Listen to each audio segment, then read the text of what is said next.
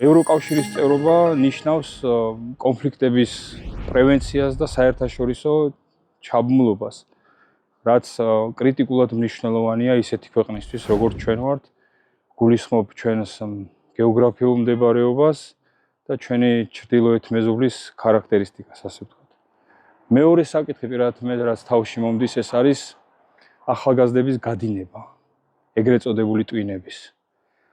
ჩვენ თუ გავხდებით ევროკავშირის ქვეყანა, ევროპის ნაწილი, ასე ვთქვათ, ეს ახალგაზრდები კი არ დატოვებენ ქვეყანას, ესენი შექმნიან ქვეყანას აქ.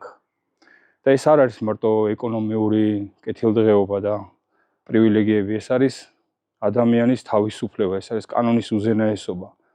ეს არის ადამიანის პიროვნების თავისუფლება, ასე ვთქვათ.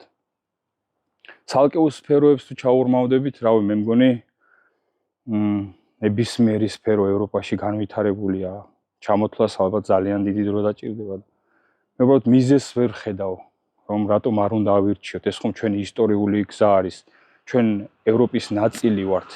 ჩვენ უნდა დაუბრუნდეთ ევროპულ ოჯახში და ეს არ არის ჩვენთვის ახალი. ჩვენ თავისუფლად შეგვიძლია რომ გავხდეთ ევროპის სრულფასოვანი წევრი.